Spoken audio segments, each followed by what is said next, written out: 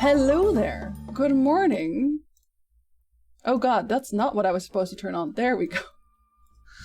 Today is a day full of audio technicality problems. The word is problems that I'm looking for. Yeah. But you are still gonna have a small Witcher podcast with me, Jinsey, and also with Raven. Say hello, Raven. Hi. I'm the source of the technical difficulties. It's okay. A stream is not a stream without technical difficulties. So today we are going to talk about The Witcher for give or take 1 hour. However, you know, we both are a bit of a Witcher nerd, so it might be a little bit longer, but not by much. Just so you know. Yeah. So good morning, everybody. Good morning, Energizer. Good morning, Robertson. Good morning, Duck. Good morning, Tyler. Good morning, Spawn. Good morning, Hollow. Good morning. Wait, did I already say hi? Yes, I did. Good morning, Tyler, again, I guess. Good morning, Jeff. Good morning, Wakufi. We will jump right into it today just so we can spend all of our time talking about The Witcher. Because... I like the fact that you put the book reading order in the corner. I did. So what I did before this stream is I asked on TikTok and I asked on Twitter if people had questions, and I did get a lot of questions, and one of the most asked question was, in what order do I read the books?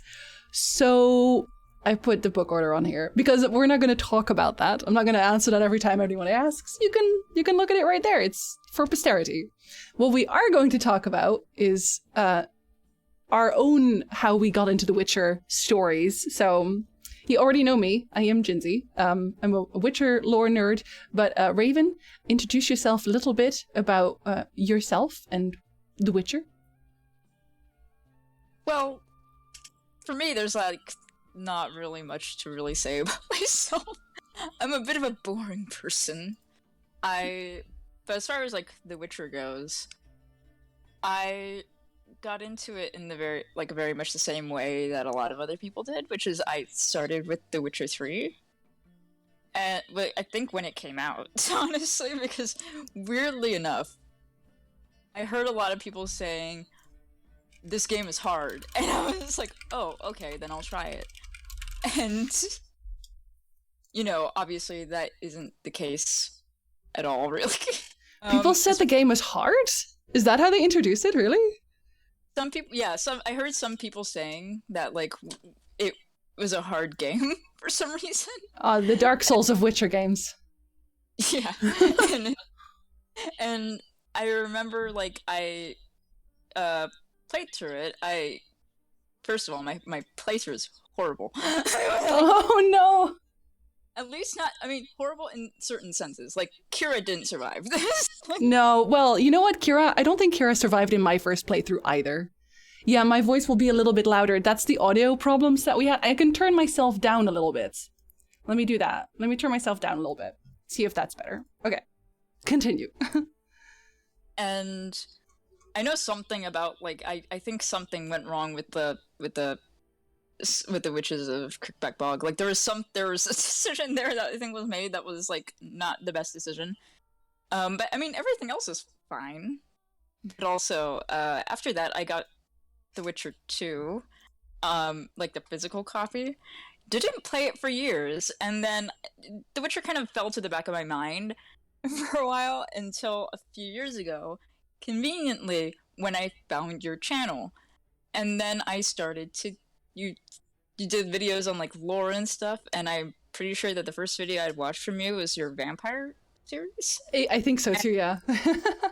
And I ended up I ended up getting the books and reading all of them and actually playing The Witcher 2 and going through that as fast as I could because you were doing a lore through at that. You're gonna do at that point. And then after that, I played The Witcher 1. So I pressured you into playing and reading all the Witcher stuff because of my Lorethrough. I'm sorry. No, it's because I wanted to know what happened already. But okay. I didn't want to be spoiled.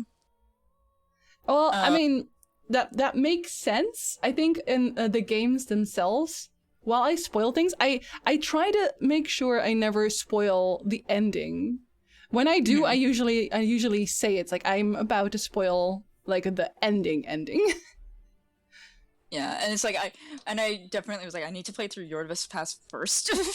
Yes. The Yordvith path is the best path, and this is a known fact, so. I think I found The Witcher 2 harder, but that might have just have been into that Necker Cave in Flotsam. The Necker Cave is such a weird jump in difficulty, I agree. I've never been there. I only like I felt it through your pain when you were doing it. Oh god. It's that quest with Melina, and I think that's like an interesting quest to do, but they just send you in there and they're everywhere. And you're not that strong because you can get there almost immediately after getting to Flotsam. What did I do to deserve this? Yeah, not only that, but it's like, I think with The Witcher 2, it's also the fact that I think the areas are a lot more enclosed than like The Witcher 3, so it's you don't have a lot of room to move around when you're fighting. No, I agree. Like The Witcher 3 has a lot of vast open spaces, and The Witcher 2 does feel a little bit claustrophobic. You know, Geralt never learned the ability to jump over objects mid-combat, so... He has brittle bone disease! Excuse me! This poor man. But yeah, I basically played all the games backwards, and then played them again in the right order.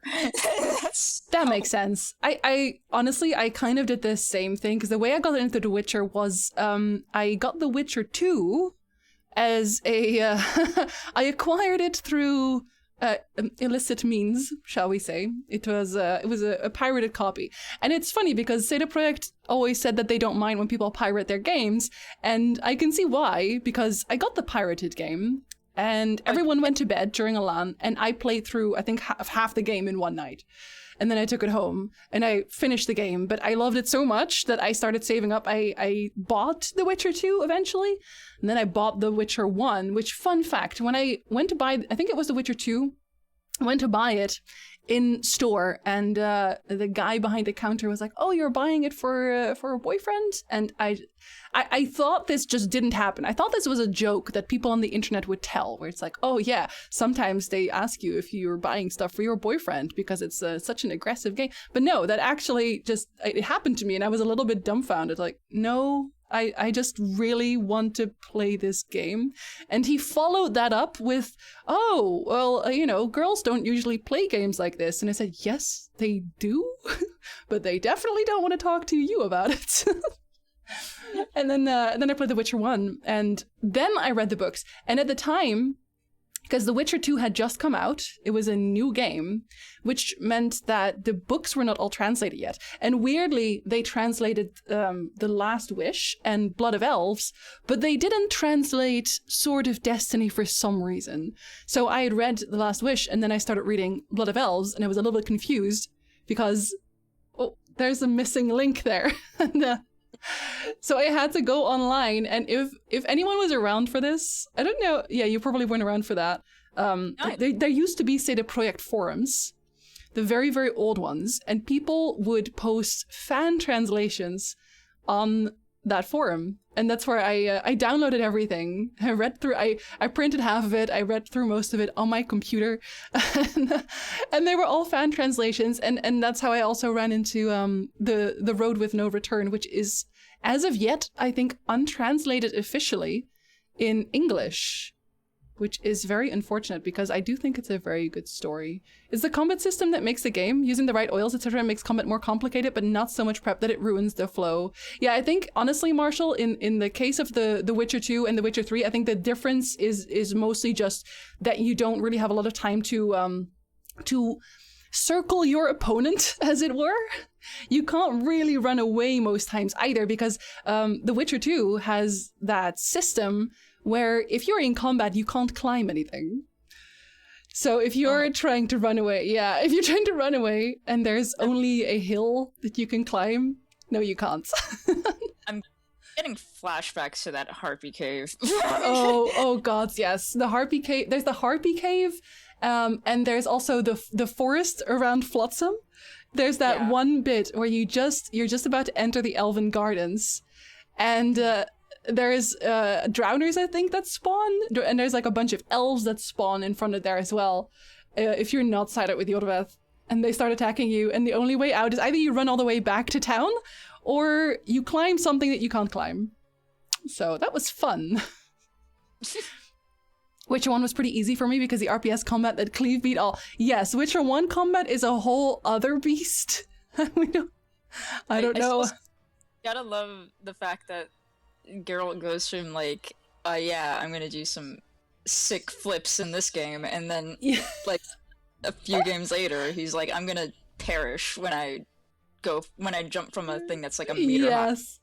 He's like, it's true. You know, he's actually very athletic in the books. That's the thing. Like he does pirouettes, he does jumps, and so The Witcher 1 was actually very accurate for that.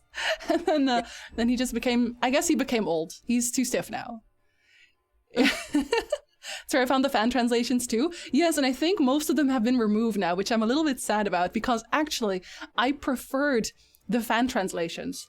And I don't know how you feel about this, Raven, but I feel like the official English translations, outside of The Last Wish and Blood of Elves, I think the official translations are worse than the fan translations, because everything seems to be translated very literally. Yeah, it's like, it's either that or things just completely get lost in translation and just are not there. Yes. And they get lost in translation either way, because there's been several moments where Polish readers came up to me and they said, well, I know that this is what the English translation says, but in the Polish books, it actually says this. And one of the biggest differences there was there's the moment where Mousak comes up to Geralt. And I think in one of them, it's more or less implied that he was sent to kill Geralt, so he couldn't go and take Ciri. But I think it's the English translation where it seems more apparent that she might have said, kill Ciri because he can't have her. And it's the wording is so different. That is a completely different... Yes, and very violent. Also, hello, Jaspia, welcome in. He's too stiff now. Yes, he's too stiff, Bart, because in his old days, he doesn't know how to climb anymore. And fans, I do find always do it better. And I think that one of the main problems that they have is that the translator might not have been a Witcher fan. That they might have been a very good translator, but not a very good Witcher fan who knew kind of what the feel of the book and the story was supposed to be. So hello, Nematode. Hello. Yeah. I feel like it probably would have been good to get somebody who is bilingual in the sense of like they know Polish, like someone who's Polish but knows English, because they might be able to, they might find a more suitable way to get in those things that aren't easy to translate necessarily. Yes. I agree. And I think in general, it might have been good to have a proofread. I'm assuming that they had some proofread, but I think if you had like you said, someone who is Polish but also understands English, I think that would have been a good read if they were a Witcher fan. I think there's the one of the translations that really bothered me, and they were mostly like things that sounded like an idiom, like there's nothing more pathetic than a sorceress in tears, and they don't translate that. That sounds nice, but that's not how they translated it, and I forget how they actually translated, but it doesn't flow. It doesn't sound. It's something like, oh, there's nothing more sad or something than a sorceress who's crying. Like they say it like a very matter-of-factly way instead of like something that you could put on a wall. You know what I mean? Idioms are especially hard. It's true. Yeah, and I know that, Vorkus, I know that translators are rarely fans and they're just professionals, but that's what I mean. It would have been nice if they had a translator who is also a fan. And I feel like it's reasonably easy to find a Polish fan of The Witcher who also speaks English. I feel like that's reasonably easy to do, considering how big The Witcher is in Poland. But speaking of books, one of the questions that I got a lot is, what is our favorite book and why? So I'm going to let you start with that. What is your favorite book? That's easy for me. I would say it's Baptism of Fire. And the answer is like just as easy and very simple because I'm a simple person, and it's purely because that is the book that Regis shows up in. And it's also the one I started with. Again, I start out of order with everything I do. Oh. So yeah. I have the same favorite. I have literally the same favorite. And also because, like, it's also because of Regis, but also because I actually like the Battle of the Bridge. I think that's such a good scene. And Sapkowski in general, I think, is very good at writing battle scenes. I think he enjoys that. I think he enjoys writing battle scenes, which is why in the end, the Battle of Brenna was so, I want to say detailed, but the Battle of the Bridge also, it was super chaotic, but it was somehow easy to follow. And I really like the idea of Geralt just teaming up with a guy who not too long ago he wanted to kill, because Cahir is basically picking up the mantle of commander and they're leading the groups to victory.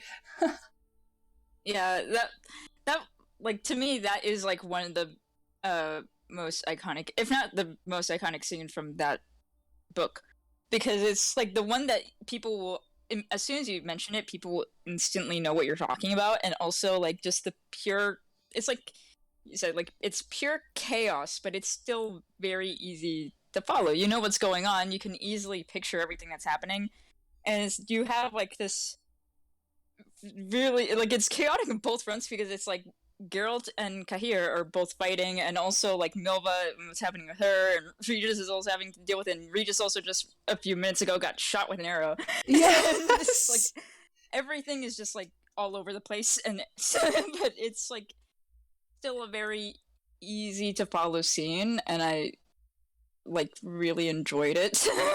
I think also one thing that that always stuck in the back of my mind, and I think maybe that's more Witcher 3 related also, but a little bit the end combat, which I will not spoil yet, but the fact that Regis does not fight. If Regis were to fight in this battle, it would simply be one-sided. It would be a one-sided slaughter, wouldn't it? It would. That'd be. They were like, he's too OP. We cannot let him Pretty act. much. Yeah, I honestly think that Sapkowski had to find a way to keep Regis out of the battle for now. So they gave Milva miscarriage. It's like, oh no, he is extremely busy and he trusts his comrades to do the right thing. So he's gonna be away for a while. Yeah, Which, he's gonna be a bit too busy. Else. So am I right in saying that our favorite character also is, in the books at least, is Regis? For me, yes, it is. Yeah, Like, for me as well. yeah. But he is not my favorite character overall, because that was another question, and I'm skipping one real quick. But my favorite character overall is Yorveth. Mm-hmm. And I think I've made an entire video on why he's my favorite character. But the long and short of it is just that I find him fascinating.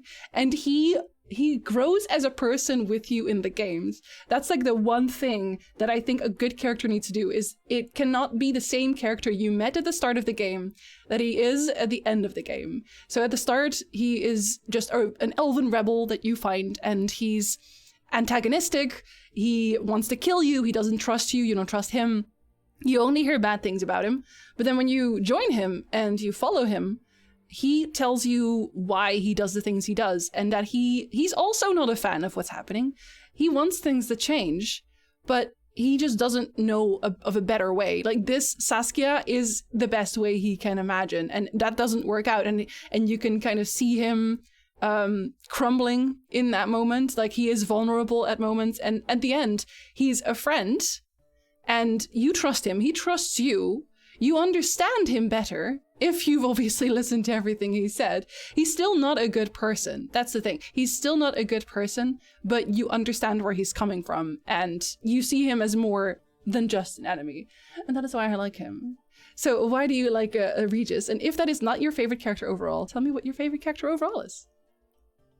Well, it does happen to be Regis, and I think it's purely because it's partially like the duality between him being a vampire, but like he's also a humanitarian. Yeah. Like it's and not only that, but it's also just the fact that he just he is one of those characters who he does the things that he does because just for no reason other than to be kind. Yes. There's not any kind of ulterior motive. It's not like you're gonna find anything with Regis like, what the hell is he doing? What is he up to? It's like he's not doing anything, honestly. He's not trying to pull one over on you. He's never like he's genuinely like his past is like he's got a bit of like a sketchy past on some like to some extent, but not to like I honestly wouldn't say it's like to the extent of like some other people. Yeah, I think Regis might be the epitome of doing his best. Yeah, he's just trying to do his best. He's a good friend. He's a very caring friend, and it's like I think that he was also definitely a friend that like Geralt needed. Yes. And it's also just the story of you wouldn't necessarily think of it, especially in something like The Witcher, where his backstory is like, oh, he's more or less the vampire version of a recovering alcoholic. Yeah. No, he literally is. You're right. Like and it's even when I because for a time when I was doing some studies for school, I had realized like he literally follows the quote unquote stages of what an alcoholic usually goes through, and I was like, that's very interesting. Yeah. But also, I mean, he's a blood alcoholic, right? Yeah, and it's nice to see that he does recover. Technically, I mean, we put it like a little pin in that. Yes. We'll come back to this. But yeah, I think Regis also works well. I think the Hansa in general works well because they all have a role to play. So you have Geralt, who is extremely Geralt. You have Regis, who is the straight man. Then you have Dandelion, who is kind of the social butterfly of the group. You have Milva, who is extremely grumpy all of the time. You have Angoulême, who is the child, honestly. And then you have Cahir, who is also trying his best, but not really knowing how to do his best. he's not people. Yes.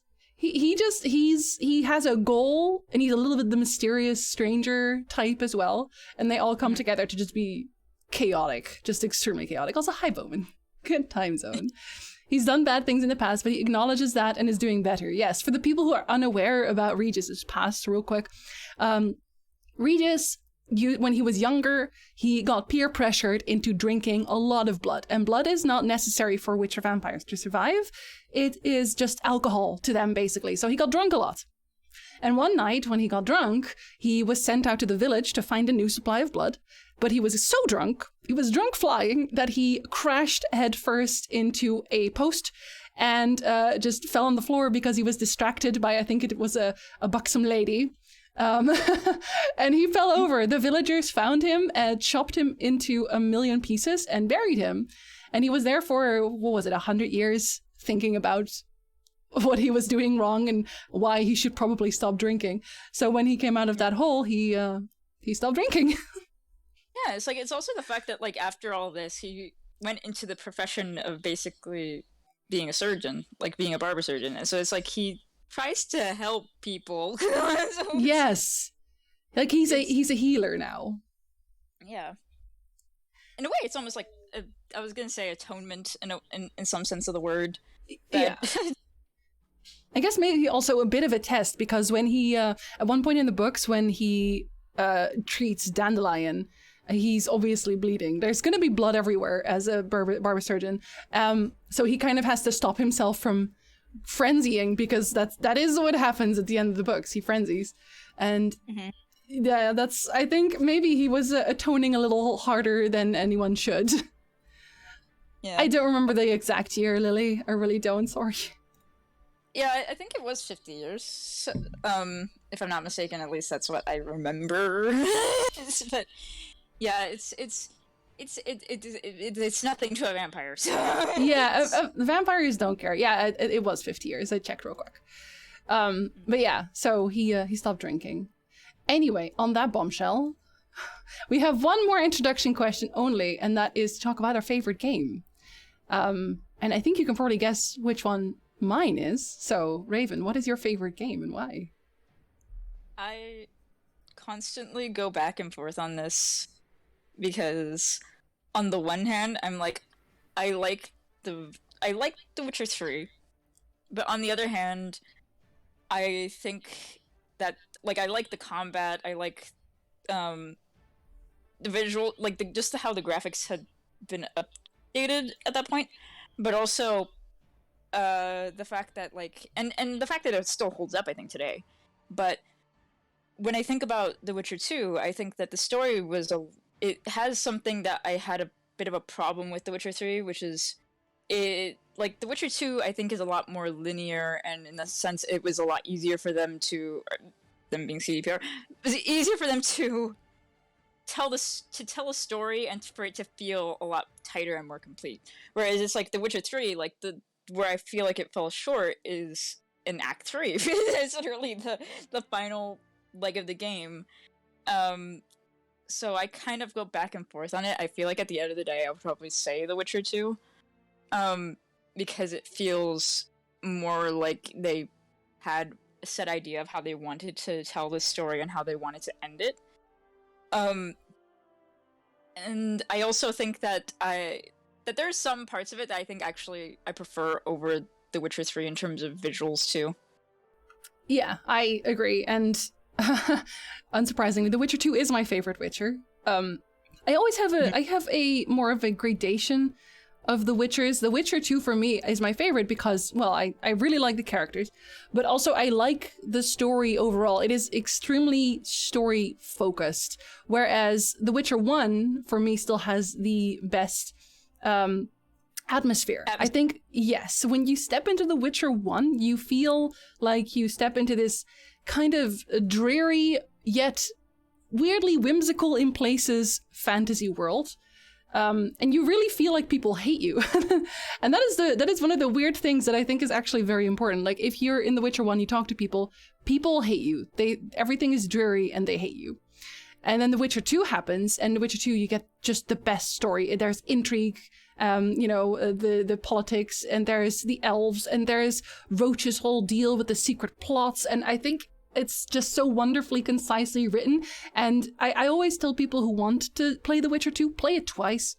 Always play Roach and Jorvet's Path. And I would actually recommend that you start with Roach's Path, mainly because you are basically told every secret on Jorvet's Path, whereas you still have a little bit of mystery if you go in with Jorvet the second time, and then you get revealed what is actually going on. And you think, oh my god, and so this is what happened when I was there with Roach. And I think that's very cool. A lot of people don't do it twice because, well, they don't see the point. They think they've already finished the game, and how different can it really be? But it's very different. And I'm not really blaming CD Projekt for never going back to that because, well, clearly people didn't want to do 2 playthroughs, so they went for a bigger scale. Also, hello Liz, good morning. Witcher 1 has the best collectible. Okay, yes, that is also part of the atmosphere. But in The Witcher 3... Yeah, sorry, go on. I was gonna say that, I was gonna say that I really am amazed with CDPR in the sense of, like, it almost feels like they made 2 different games in one game when they made the 2 packs. And even though I personally, this obviously depends on you, like, depends on whoever's playing, even though I personally do think that Jorvet's Path is canon, at least to me in my playthroughs, I do think you don't get the full picture about everything unless you play both paths. Yeah, no, exactly. But they also, I think, expected people to play twice. And the only thing I usually get from people when they talk about The Witcher 2 is that they think the game is too short. And that's because there are 2 storylines hidden in this game. Not even very well hidden, but yes, it's a shame. Also, hello, new good time zone. And then The Witcher 3, I guess they broadened the scale, and it's extremely long. And in The Witcher 3, even though people constantly try to spit on you and tell you that you're a monster, I never really feel hated in The Witcher 3. And I don't know if that makes sense, but I never feel like the world hates me. Whereas The Witcher 1, I did have that feeling. I think Witcher 3 is definitely the most balanced entry because it looks gorgeous. It has some really cool quest lines, story-wise. And I think the combat has improved by spades. Like, every single game, I think, improved on their systems by a bunch. They made leaps and bounds, honestly. Yes. Like, it's like actually... Go on. Like, even... Oh, sorry. I was going to say, like, going between, like, even just The Witcher 2 and The Witcher 3 is, like, there's such a drastic difference in terms of how those two combats feel. Like, yes. Yes. It got so much more fluid. Yeah, no, exactly. Like, it's... And you feel like you're doing combat instead of doing a chore, kind of. Surprising because NPCs call you freak and spit when you pass them. That's the entire atmosphere deal, right? It's not really about what people say, it's the atmosphere itself. The Witcher 1 is very oppressive in terms of the atmosphere. Like, you're there, it's often raining.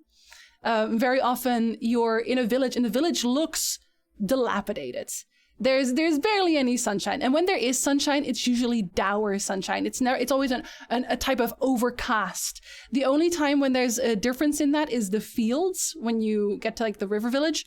The fields are very sunny, but that one has a spookiness to it because you know what happens in the fields. Whereas in The Witcher 3, I think maybe because it's so beautiful, it very often just looks welcoming and friendly to be out in the world, even though there's monsters everywhere, even though everyone spits in you and everyone like yells at you constantly, and even in quests conversations themselves they tell you that you're a freak and they don't want you here. It still doesn't really click for me, and that's what I mean by atmosphere. Really, some people are just grumpy and they're grateful people, so not really a universal hate. Yes, there's also people who are just, you know, thanking you properly. Whereas I think in The Witcher 1, a lot of the times when you did get thanks, it was a little bit disgruntled. Like, well, okay, I guess you saved me. Or it was, for example, Abigail, who was accused of being a witch. She was a witch. That's beside the point. She was accused of being a witch, and then you save her. So those kinds of thank yous. It's all very begrudging. Yes, it really brought a dark setting. Exactly. Okay. Right, and meanwhile, I'm getting blinded by The Witcher 3 every time you run through. Like, it's just, yeah. It's like, the sun is so bright. It's like, jeez. And especially once you get to Tucson, it's just a fairy tale, really. And speaking of The Witcher 3, we do want to move on and talk about some missed opportunities that were in the game. And this is not pertaining to any of the DLCs. We're going to talk specifically about the Witcher 3's main storyline, which was the Wild Hunt. It used to be a lot more Wild Hunt centric, and they changed that. But I think there's a lot of missed opportunities when it comes to the Wild Hunt, and I'm going to let Raven talk on that first because I always have too much to say in the first place. I mean, my first thing would always just be, like, even though some people will probably say, you technically do, quote unquote, interact with the Wild Hunt in the sense of, like, you fight, like, I can't remember the one in the cave, the one inside of the Elven porch where you fight, like, where you're with Kira. But at the same time, it's like these, for being so formidable, right? Your actual interactions with them are very few and far between. They are, yes. And it's like that is at the almost what will feel like at the very start of the game, especially if you are somebody who's doing side quests. And then the next time, correct me if I'm wrong, isn't the next time literally in the final act? Like when you actually fight? That you directly deal with them? Like fight them, actually? Yeah. No, the next time would be Kaer Morhen at that point. Imlerith was not the one that she's talking about. No. Oh, what is his name again? He is like he has a Gwent card. I know he has a Gwent card. He's a nobody. he is a nobody because he dies very quickly. Not Eredin. No. Oh, here you are. What are you called? Sir, what are you called? Although to be fair, Eredin also does die pretty quickly too. Yeah, he's the one you fight with Kira. Oh, what is their name? Sir, what is your name? Oh, I really don't remember him. He's Nithral. Thank you, Dalaman. Yes. So you fight Nithral. They might as well be named Nobody number 123. Yes, and it's too bad because he has some really cool lines. Like, I like his voiceover a lot. And then he just dies like a chump, which I always found it so strange that they left him behind alone and just didn't give him a few extra units. Also, at the same time, I mean, somebody could say, like, oh, maybe this is just, like, Eridan's own, like, arrogance, probably. But at the same time, they know Geralt. Yes. He rode with them for a while. It's like, do they really think that this nobody... I'm just gonna continue calling him that, sorry. He is. That this nobody will be able to, like, actually defeat him. Like, the person who, by all means, is, like, kind of a lackey. Yeah, we'll get to the Wild Hunt doggos because those are a whole thing as well. No, but I agree. You barely fight anything of substance, and especially because, like you say, Geralt ran with them, and they know him well enough. But on top of that, Eredin is not new to conquering a world. And that's like one of the main things that really quite bothered me. The entire NL deal was that they conquered worlds. It's why the NL world itself has a mountain of human skulls. If Eredin went into everything underestimating his opponent, he would never have gotten this far. He's old. He knows things. So just to have Geralt walk around freely, he was already not going to lead them to Ciri after Kaer Morhen, so I don't know why he didn't press the attack at that point. If he was smart, he would. Not only that, but I feel like it should be known by now that Geralt is the type of person who would never actually... If it comes to the people he cares about, especially Ciri, he is not going to stop. He is going to go to the ends of the earth to protect her. Like, it's not like he's there. I'm surprised he didn't try to throw more at him at all. Like, it's literally just you, and then you forget about it too. I think by the point you're fighting Imrith, like, it's like so much time has passed since that first, since you've fought the first guy from the Wild Hunt. So it's like so much time has passed, you kind of almost forget about them. Yes. But also, like, okay, so Imlerith, you want to kill him because he killed Vesemir, right? And I did I say this was going to have spoilers? Of course it was going to have spoilers. But because he killed Vesemir. But at the same time, Imlerith is there at the top of the mountain alone, and then he fights Geralt. He doesn't summon any help. And you could always say that it's because they're so haughty, they think they can deal with it. But again, they know him. So him asking who taught you to fight like that is also such a strange question because they've seen him fight because he ran with them. And Seda Projekt is the one who wrote that into the storyline. So it's strange that they don't do anything with that. And on top of that, I get that they had to have the Wild Hunt become defeatable because you have to beat them, but I actually don't think they should have done that. I think they should never have had us fight the Wild Hunt. I think they should have had us perhaps close a portal, make it impossible for them to come to us, like really, really keep them stuck in Teanalia. And one of the plot points in the books as well, it revolved around the entire thing revolves around the fact that the Wild Hunt can't go anywhere. They can only physically go places on very magically active nights, and that's not often. And when the night is not magically active, they send their wraiths, and their wraiths can't do quite as much. And they don't really say if that's what we're fighting, because I don't think those should be physical manifestations. I don't believe that they are in the books. And I think they should have just locked the gate. That one gate that was left open, which was the magically active night. If they'd had us lock that off, I think that would have been better, because I don't think we should have been able to beat Eredin like that. I don't think we should have killed most of the Wild Hunt. And the fact that they harness the White Frost is never explained. And I think that's partially because Seda Projekt made a change in the story by the end. Where they flipped from making it more Ciri focused instead of Wild Hunt focused. Do you remember that change? Yeah, it's also like the fact that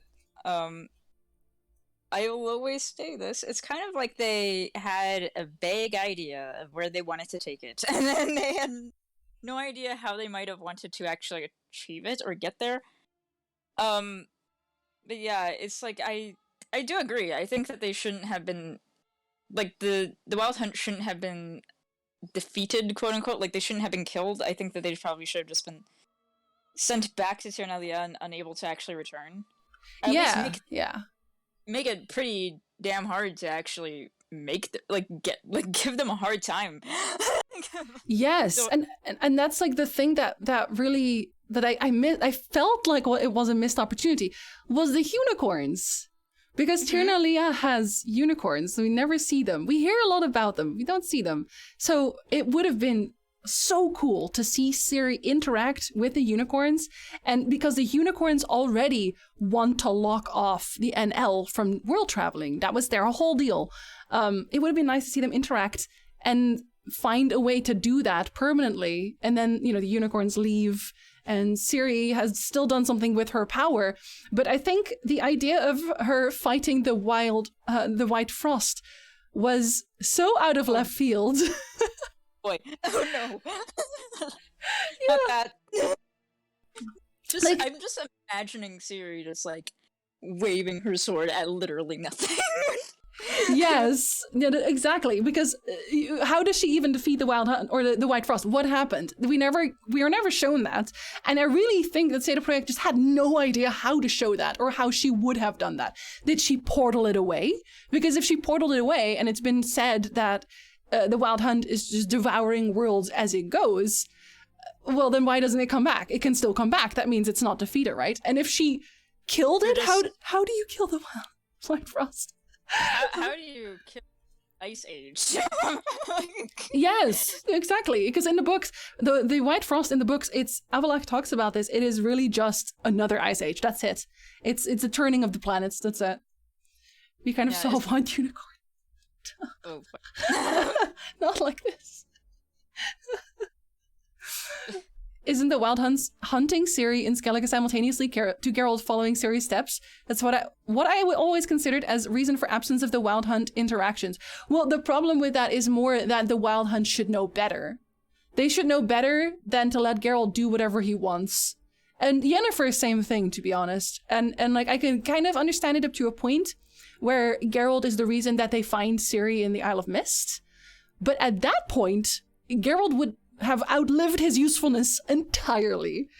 Like he should have died. And Yennefer being on top of Kaer Morhen during the Battle of Kaer Morhen, they should have immediately murdered her because they saw her right there. They're not stupid, right? Or at least I don't think so. it's a bit of like you think about it a little too much, and then it like starts to fall apart a little bit in terms of like the why didn't this happen? this Yes. And normally I wouldn't do that too much because, a story has to have you have to, what is that called? Suspension of disbelief? Which I get that. But there's kind of a lot. And I feel like it's noticeable that especially the end of The Witcher 3, of the base game, it feels very rushed. Like they wanted to end the game. They didn't really know how to, so they just pushed everything into one weird giant battle. And Ciri, she kills the White Frost or something. I don't know. Like, a wizard should know better. It feels like when I think about it sometimes, I think that the Battle of Kaer Morhen feels a little out of place. Like in terms of where when it happens in the actual timeline of events. Yes.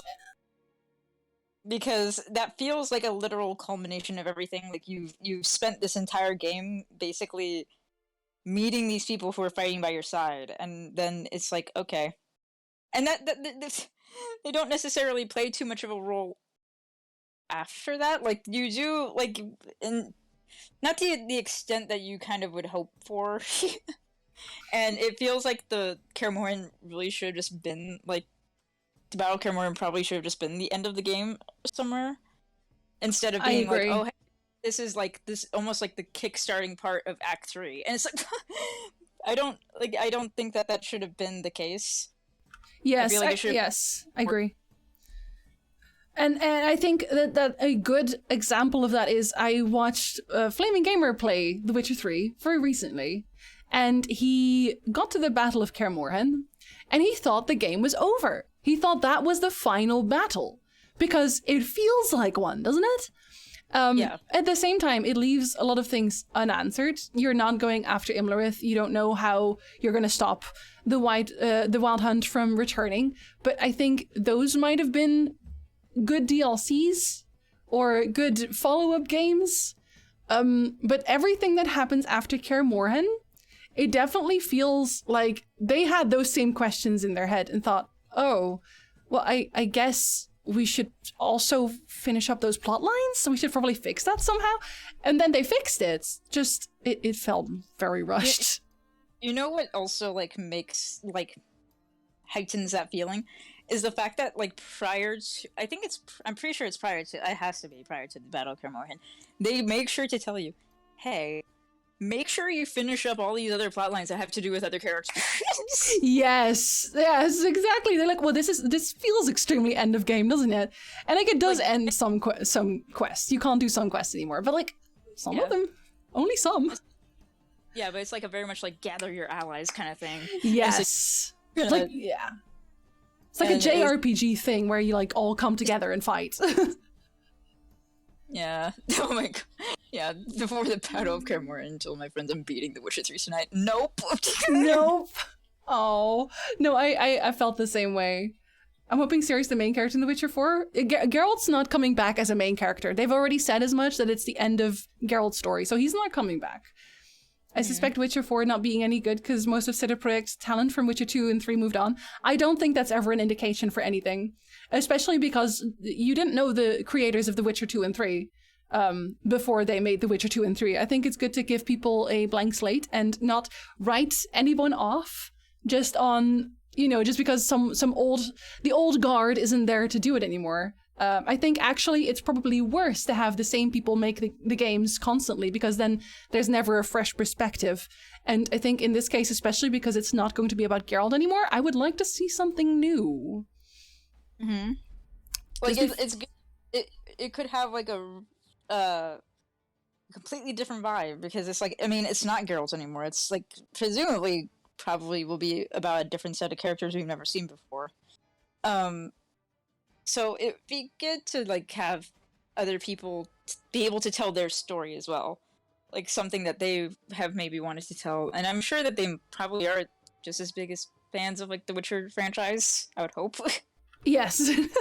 Well, it seems that like I would hope. I was gonna say it seems that a lot of people working at CDPR are genuinely fans of like the franchise. I 100% I believe that they all love The Witcher. Like, they want to do it justice. Yeah. So it's like I'm withholding any kind of opinion until we actually get to play it, which will not be anytime soon. Yeah, and I think the only thing we've seen so far is the medallion. We've had it confirmed that it is a lynx.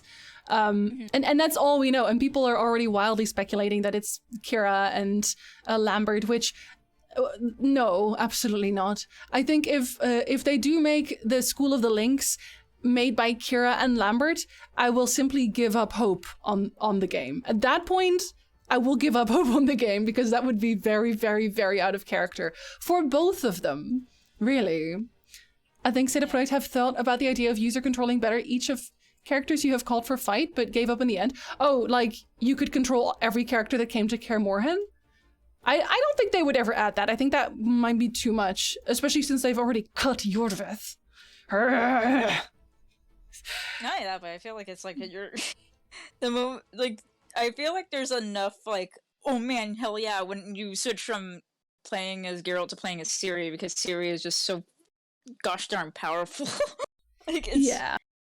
And I feel like they would also have to be creating, like, depending on which characters, you'd have to be creating specific gameplay for one segment of the game. Yeah. Like, for mages, for example, if you had to play as a... Yeah, and I think it would... I don't think it would really... Like, the effort that you'd put in would correlate to what you get out of it at all. Yeah. I'm not even expecting any of the old cast to show up. I wouldn't mind cameos, but I don't want them to play a big role. I want to fall in love with new characters. Because I already love these characters. I think they've had a good ending. The only characters that obviously didn't have a good ending are the ones that just never showed up. Which, Jorveth, Saskia. I would personally go as far as to even say, like, I wouldn't want any of the main characters from even The Witcher 3 to show up. Like, I don't want to see Geralt, I don't want to see Yennefer or Ciri. Like, it's... because I want it to be, like, a thing that takes place in the world, obviously, but something that's completely separate. Like, you... Yeah. And again, I'm fine with cameos. Like, obviously, I really want Jorveth to make a cameo. I want, like, even characters like Francesca to make a cameo. Well, she's an elven mage, so, you know. Yeah, because, like, even though... Because even though it's like we've quote unquote never seen Francesca in the actual game, like we do know what CDPR's interpretation of her is already because she's been portrayed in Gwent, and they've been really consistent about that portrayal of her. Yes, and I agree with Grulian said as well. It would be nice to see the effect that the old cast had on the world after the fact. I think that would be very cool, like someone singing Dandelion songs somewhere in a tavern randomly. Yeah. Like, and it's not only that, but it's, like, to some extent, even, like... And it is because of Dandelion as well, in part. Like, it'd be interesting to see if, for example, I'm assuming, I would think, because of the medallion, but if you're playing as a Witcher, and then you are kind of hearing about Geralt, like, without ever... Like, and maybe you're like, you know, you're obviously probably a Witcher who's never ever met him. It's like, it'd be interesting to just hear that from an outside, like an outsider's perspective, like looking in.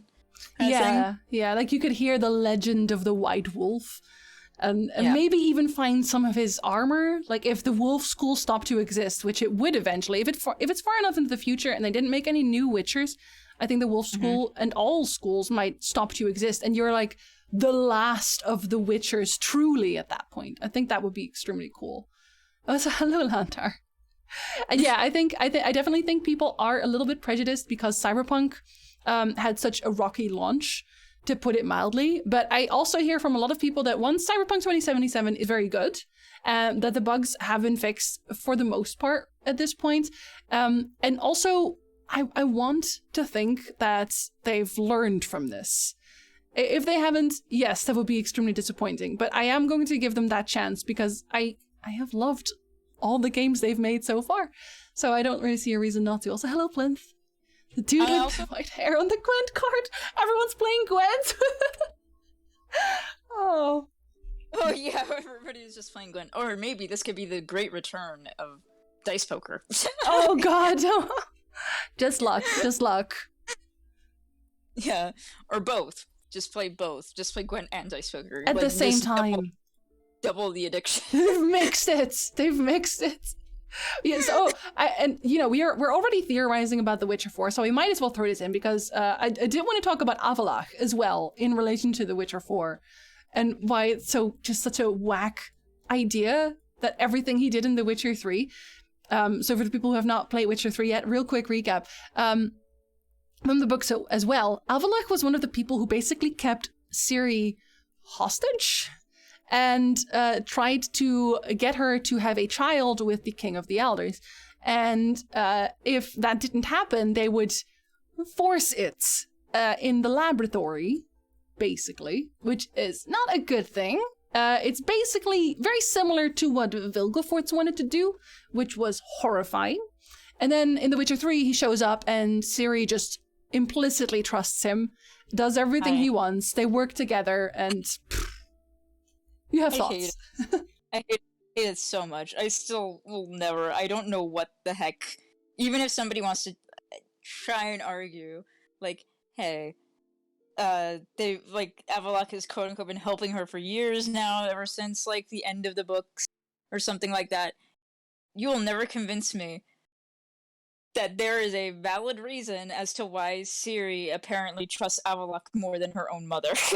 Yes. Uses her mother.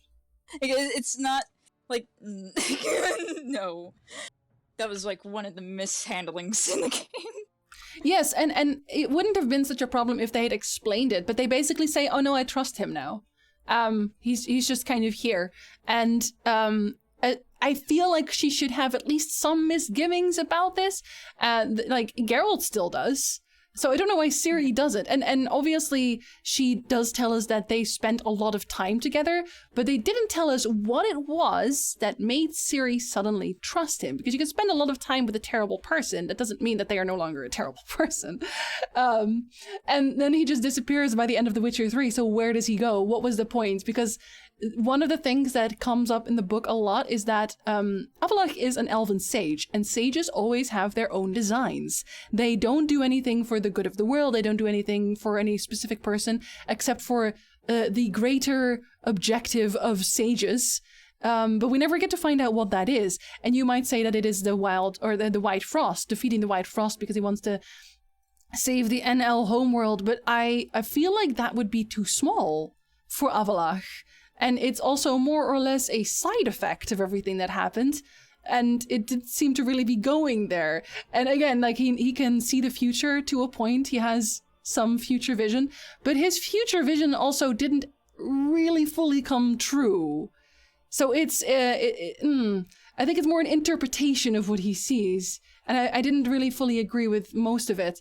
We'll get to this in The Witcher 3 Lorethrough when we get to that, but he also, he says some things in the game that are just outright lies. And he is shown to be able to influence oneiromancy. So, I don't know. What is he doing? What is his real goal, I guess? I mean, that's like the big thing, especially with, I mean, because we're discussing, like, theorizing, and this is tied into, like, The Witcher 4.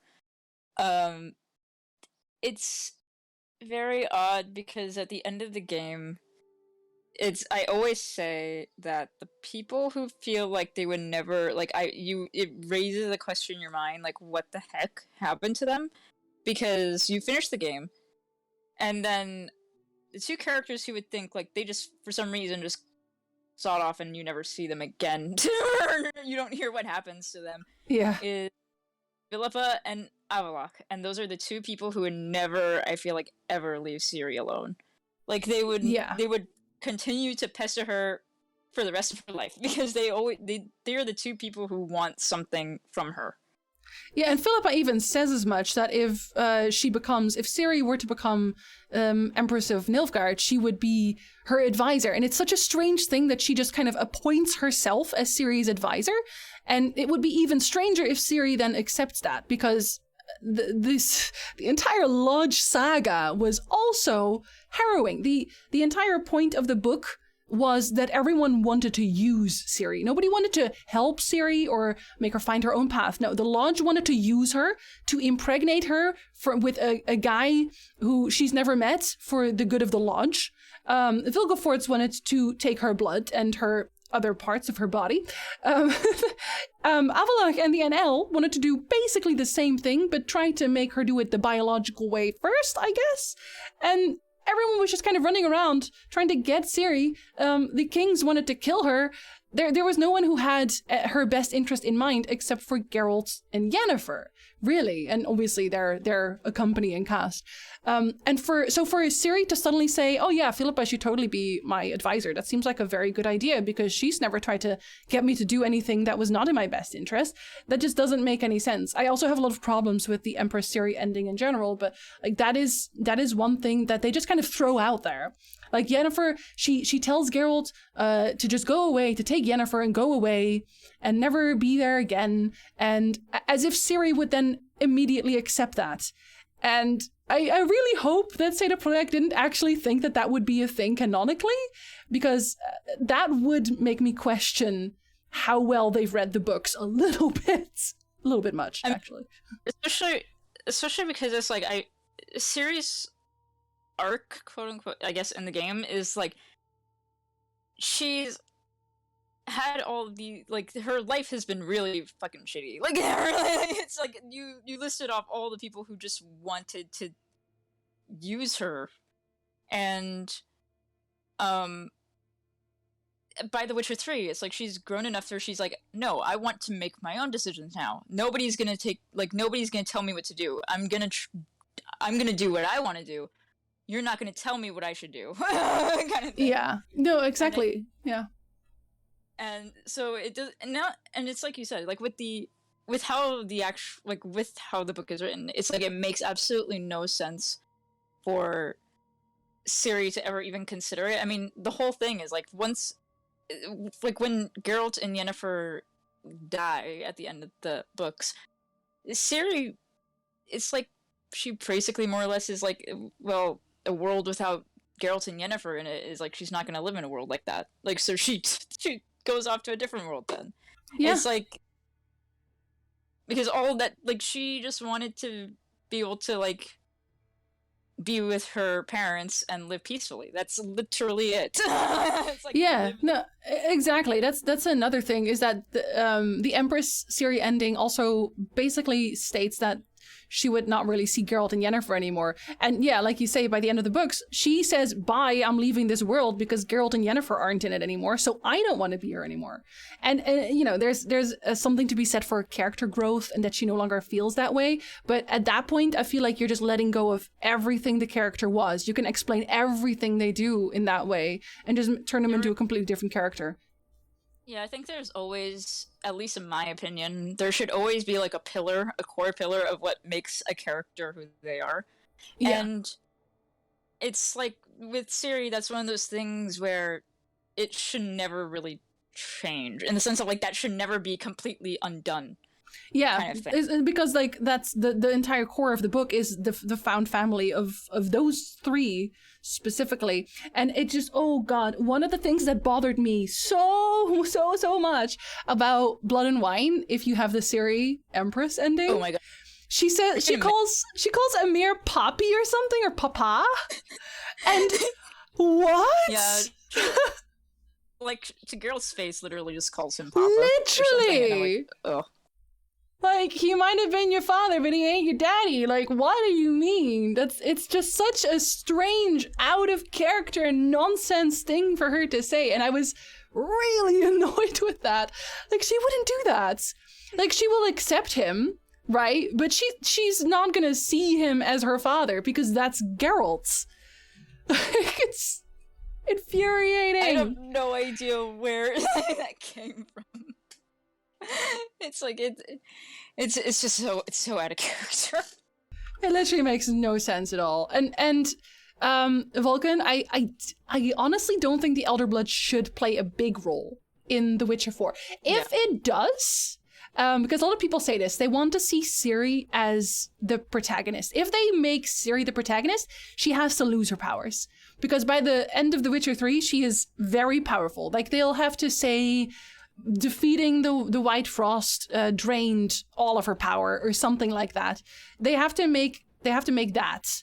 And if they don't do that, she can't be a main character. She has to be in the background. She might show up later, but not as a main character. She has to be going off doing Witcher stuff or whatever.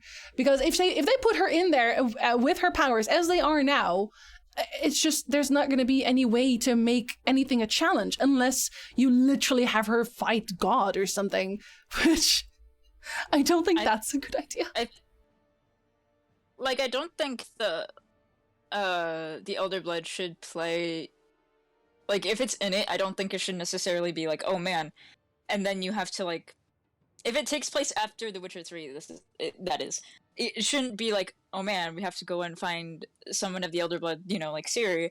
But I do think it could have something to do with the fact that the elves leave. So it could be, I mean, also this is the fact that we have to remember that this is supposed to be like the start of a saga, like another saga. So if it's like another trilogy, it might be like a continuous story that gradually evolves. So it could have something to do with it, but I don't think Ciri would actually show up. Yeah, I actually, for me, I don't really want to see prequels of anything. The only prequel I would be interested in is Vesemir. Very, very young, just starting out Vesemir.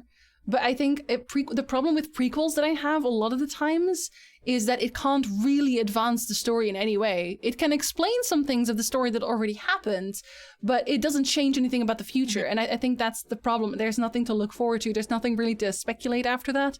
I would like the world to continue evolving instead of us just seeing what already was. Yeah, and so that's why I said, like, it could have something to do with the elves leaving, for example. So it would be, I think at that point, that storyline obviously fits after The Witcher 3. Yeah, no, exactly. And like you said, like, I think did I put this in my Witcher 4 predictions video? I made a video a very long time ago about what I feel like The Witcher 4 could be, because I was convinced there was going to be a Witcher 4, and everybody called me crazy, but I was right. And one of them was, I think, about the elves as well, because, like, in the books, there is a moment where it's very between the lines, and like there's kind of one sentence for it. Convi Ramurs and the Lady of the Lake talk about this. In the future, they say, well, eventually the elves left.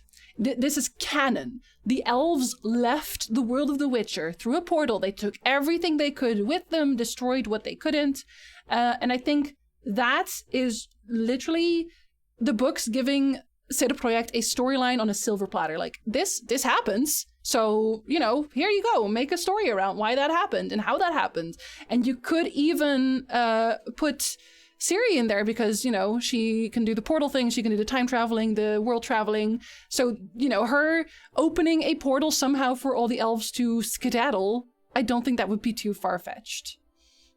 The first Witcher focused on Shades of Grey and ended with fan family. So where does The Witcher 4 begin? Raven, where does The Witcher 4 begin?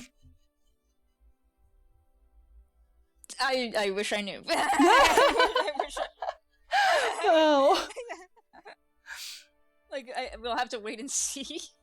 But I feel like, yeah, like, the way that, that idea, like, I guess it's because I'm mostly still thinking about, like, not the overarching plot yet, because I feel like that could be, again, if they decide to do a trilogy again, that could be, like, the thing that it culminates to.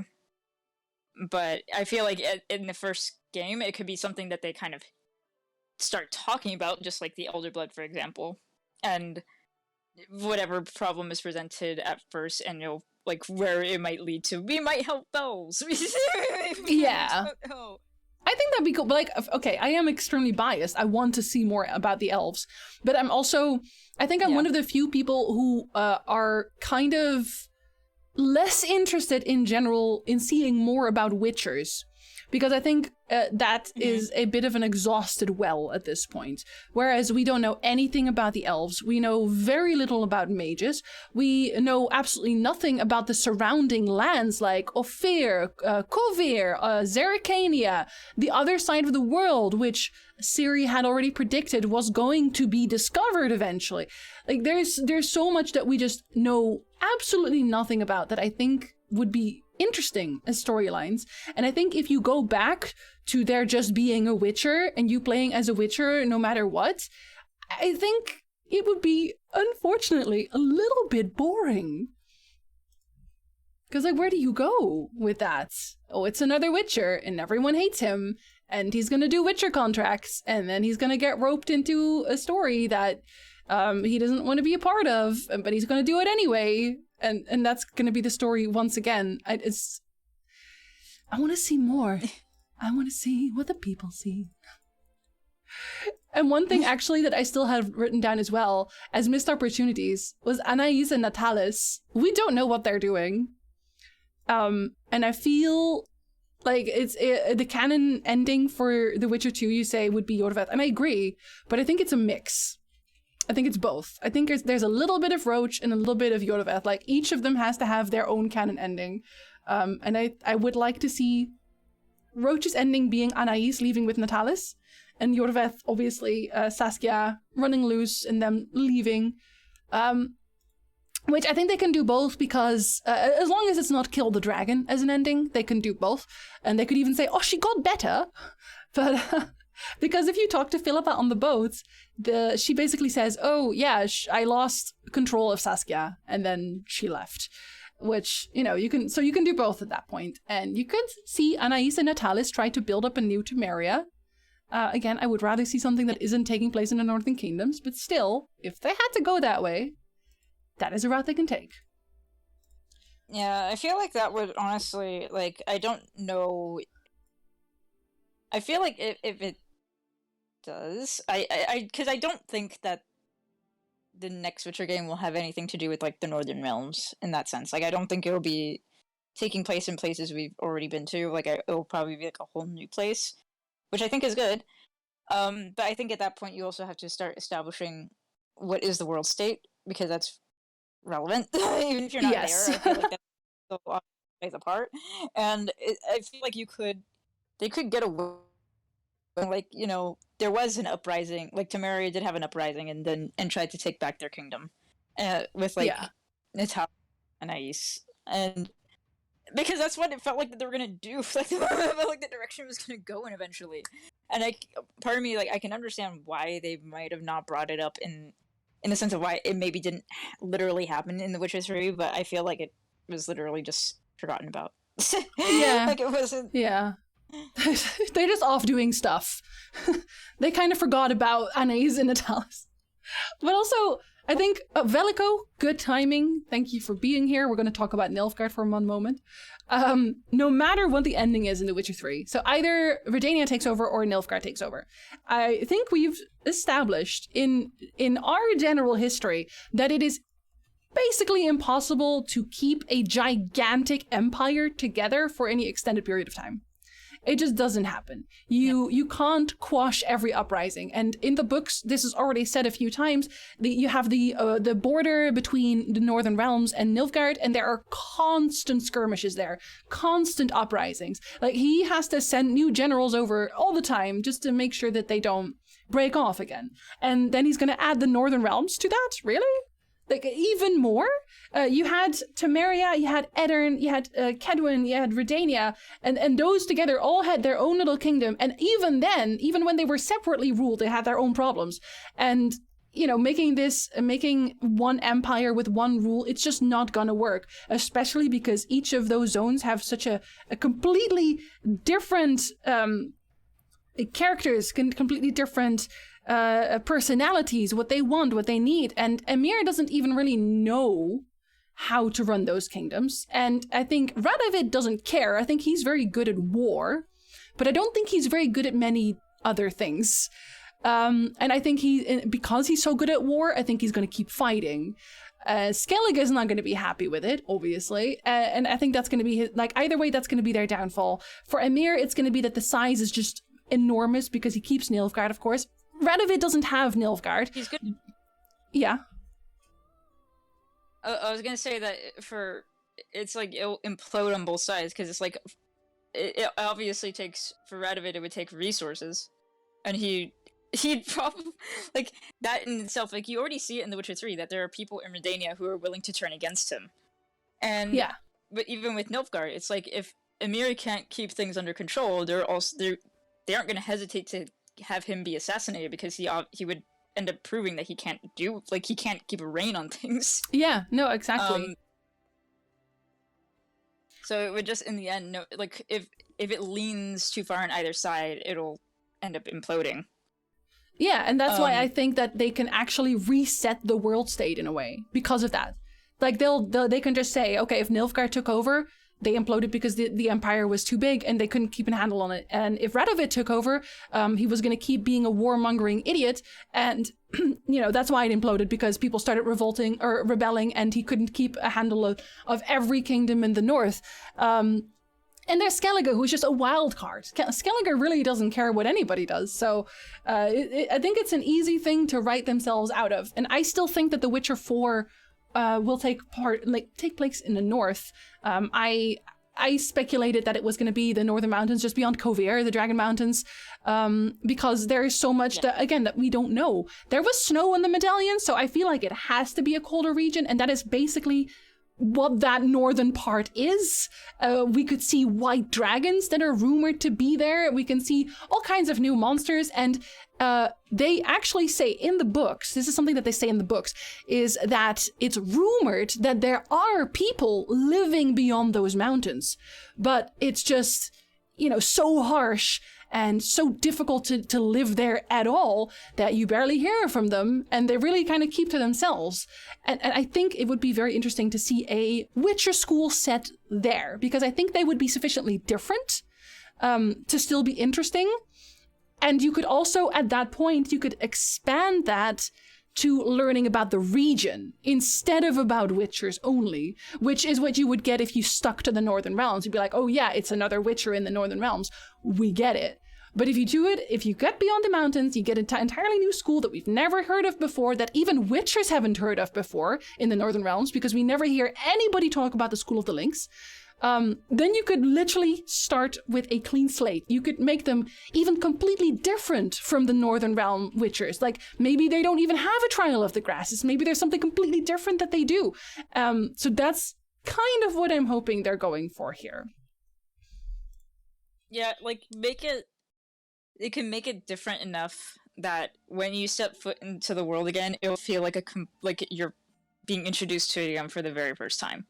Like, and I feel like that would be very interesting to see, especially if you, not only the player is experiencing that, but also the character that you're playing as well. Because it makes the world seem larger. And there's so much more wonder there to be found. Like, you're just going to be trying to find, like, whatever you can find to try and learn about this new environment, like, whatever it is. Yeah, and they can even make it... sorry if people probably are a little bit tired of these types of games, but they could even add a survival element. Because if you are going to make it take place in the north like that, you're going to freeze to death a lot of the times, and you will need food and shelter and things like that. So you can really make it... You can make it more about being a Witcher. Because The Witcher 1, The Witcher 2, and The Witcher 3, all of them were not really about being a Witcher. They were about being a Witcher in someone else's life. But then this could literally just be like, okay, maybe you are a new Link School Witcher. You don't really know how this works yet. You're gonna learn how to kill monsters. You're gonna really become a Witcher over the course of a game. You start out as this greenhorn. I think that would be cool. That's probably also the only way that I would really like playing a Witcher once again. Trial of the Frostbite. If this Witcher school is unknown... Sorry, yes? Literally, like, I don't know if other people share this, kind of... I don't know what your feelings are on this either, Jinsey. But, like, I wonder sometimes if maybe they would go down the route of, like, you can create your own Witcher. I'm not usually a fan of that, honestly. Yeah, but it's like... And it's like either that, or it'll be something like... Again, you're playing as a to some extent predetermined character, and that they will have a personality that you will... The choices either way will still be within the realm of, like, what they would choose. It's kind of like, still like how Geralt... How... Even inside of Cyberpunk, that's to some extent how V is. But you're still, like, you're building up that character yourself. To be who they, like... I kind of agree. It's I think for me, because, and that's a bias, this is going to be different for everybody, because I am a very story-focused person. I really like story, and I like getting attached to characters. So for me, I am very attached to Geralt. And I'm basically living the story with him. I think when the moment you make your own character, you can get attached to that character, of course, and especially if they all roughly have the same interaction still. But I really want my playthrough to focus on the story itself, not to focus on me making a character, making a personality. I want them to always have the same personality. I want to be able to talk to somebody about their Witcher character, and I want to be able to talk about the same experiences. Obviously, there's going to be different choices that you can make, but then I want everyone to have the same choices. I don't want to be Geraldo of the pink hair with the green beard. I don't even want that to be a possibility, because it would just bother me knowing that it's there. And again, this is a personal thing. I'm also just not a fan of self-creation. I want to see the Witcher that CD Projekt envisions. That's what I want to play as. Yeah. I don't think Cyberpunk character creator does much for the game. I don't necessarily lean too far in either direction. Like, I'm fine with them doing whatever they want, honestly. Like, if they want to go down the route of, like, it's more to me saying, like, if they wanted to go down that route, I wouldn't really care. If they wanted to make another, make a character entirely, just make a new character, that doesn't bother me. It's even, like, that's what I mean, though, when I say, like, no matter what, if you're making choices, because it'll probably still be an RPG, in that aspect, it'll, no matter what, still gear toward the same story. Like, that's like more like a Dragon Age type thing. Yeah, like they might have a different start.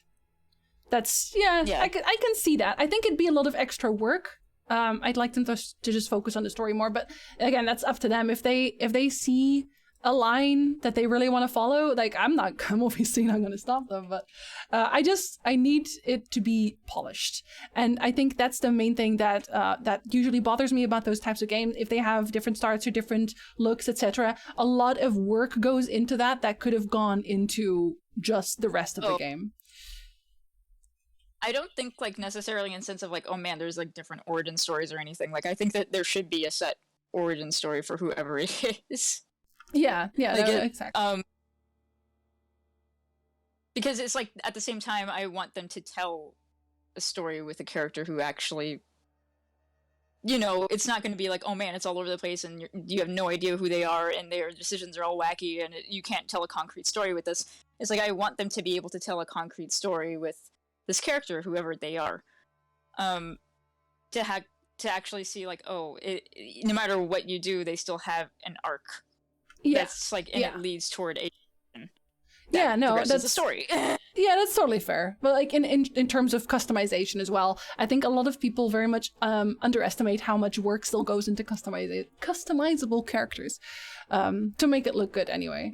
Mm-hmm. But yeah, real quick, what Grillian asked, if this Witcher school is unknown, it kind of has to have a reason for being isolated, so a special kind of monster. I think it's very easy if you do put beyond the Northern Mountains, because so real quick about Kovir and the surrounding areas is that it is a den of, what is it? A den of scum and villainy? A hive of scum and villainy? Is that how we say it?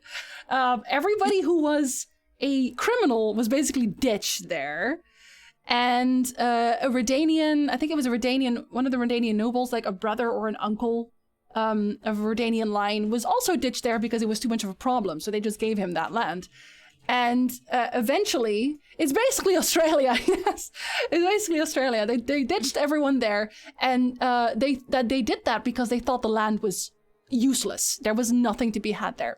And then, unfortunately for everyone else, they realized that no, there's gold in them there mountains, or rather, there's a lot of gems.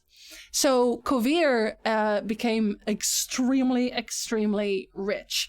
And everyone was very upset about that. There were a lot of wars, and they tried to take everything back. They failed, because at that point, Kovir and Povis had become so rich that they could buy the best army in the world. A wretched hive of scum and villainy, thank you. And because of it being a wretched hive of scum and villainy, it also started attracting people who had inventions and visions that were not really welcomed anywhere else. So if you had an invention that was a little bit out of this world, you went to Kovir because you would be free to do whatever you wanted there, which also meant that it became a central hub for science. It really became extremely important in a very short amount of time. But it's also closed off of the world. It's always neutral. They do not partake in wars, at least not overtly. All they care about is making money. So if there were ever to be a Witcher school that nobody knew about, it would probably be beyond the Northern Mountains, because one, there's a good chance that all of those Witchers were criminals at some point, and that the mages that they attracted were also criminals, and they would have maybe even gone further than Malaspina and Alzur, who made the initial Northern Witchers. They might have been kicked out by Malaspina and Alzur. Imagine going too far for Malaspina and Alzur, being like, no, sorry, this is too much. So they would go to Kovir, they would go even further to the Northern Mountains, set up a school there, make the most brutal type of Witcher, and just stay there. They probably want to use them to maybe harvest more of the gems, because there, again, like I said, there's gold in Demdare Mountains. And dragons, white dragons, would also exist there. So if you wanted to do anything with any of the materials, the ingredients there that you could find, because again, dragon materials are very expensive and very much coveted by mages. So this would be a perfect opportunity for them to send their army of witchers out into the world to find and kill dragons for them, among other rare creatures. And this would make the mages an easy fortune. So that could be one reason. And again, there's no reason for anybody else to venture beyond the Northern Mountains, because it is known to be inhospitable, extremely dangerous. You would not want to go there out of your own volition. You would only go there if you were a poor little witcher criminal boy who was turned into a criminal witcher person and then sent out to do the mage's bidding. So that would be a theory. Feel free to interject, of course. I wonder if Witcher 3 decision will affect a Witcher 4, because depending on your decision, Kovir could be a safe house for Northern Mages. That as well. But I will be honest, CD Projekt is not very well known for adhering to changes. So there will be small things that they add, like Letho being alive is one of them. But in terms of the state of the world, very often they don't really care. So I think even if you didn't have Kovir become a safe house for mages, I think it would always be a safe house for mages anyway. Like, they would just find a way to make that happen, right? Fantastic beasts and how to exploit them. Yes. Oh god. Yes. So we are kind of near the end of the podcast. Do you have any final mentions that you really want to get out there, Raven? Or it was like, so. No, we're good. So I did have a few, because like I said, I got a lot of questions listed. So very quick fire rounds. Why did Francesca turn Yennefer into a figurine instead of killing or leaving her alone was one of the questions that I got. That's because they needed her. They didn't want her dead. They needed Yennefer to find Ciri. That's the only reason. They thought if Yennefer was to be found on Planet Isle at that point, she would have been killed because she was seen as a traitor. So she wouldn't have been available for the Lodge to use in their quest to find Ciri. Zoltan didn't join Geralt's Hansa because he had other stuff to do. He had a marriage to attend. These things are directly in the books. He was gonna marry. That fell through eventually, but that was the deal. Yeah. I feel bad that fell through. Especially when you meet her in you know, she wasn't right for him. She didn't deserve him. Yeah, the only like long like this is more of a theorizing question is why did Regis decide to join Geralt and his group? And personally, I just think he was curious. Like, he's a vampire. He's bored. He's like, well, yeah, I'll travel with. He seems nice. I think that like Regis, he didn't. I don't think there was like really ever any reason why. It was like, why did he join? Well, I think he thought it was just the right thing to do when he did it. It was not only that, but it's like it's not like he went in it. He didn't go with Geralt with the idea of like gaining anything. But if I'm being cheesy, in the end, he gained friends. Ew, the power of friendship. No, I mean, like they had like a bunch of mandrake stuff. What he distilled alcohol. They had a nice little night in his little house. That was a bonding experience. He was like, yeah, let's hang out with these people for a while. Like, I am very old. I want to maybe drink more or something. Well, he wasn't going to drink himself, but you know, everyone else was. Anyway, yes, that was our first episode of The Witcher Lorethrough. There will not be one next week. It will be every other week. So there will, if my planning goes well, we shall see. There will be 2 more of these podcasts And I have lists of questions, of course. I try to get to all of them. I might not get to all of them. It's also very hard to read chat, which is why if you have a question about The Witcher at all, it is easiest to either email me or send it on Twitter, and I will see if I can fit it in. Or maybe it's already on the list. You never know. And yeah, I hope you enjoyed it, even though it was very short and you can see our faces. And sorry about the technical problems. We will try to fix those. And say goodbye, Raven. If there's anything else that you would like to say, this is the moment. I will say thank you for being here, and interacting and asking questions and stuff like that, because it's really fun. And I hope that all of you have like a good day, basically evening. Time zone. Have a good time zone. Have a good time zone, everybody. And thank you for being here, like Raven said. I do appreciate it. I know I don't usually stream on Thursdays, but I thought it would be nice to have a little small morning stream. So have a very good day, everybody. And we will see you tomorrow for the Witcher lore through of Witcher 3 once again with a face cam this time. I'm sorry, Flames. I'm just done. Good night, everybody. Good time zone, everybody. Have a wonderful day. And va fail.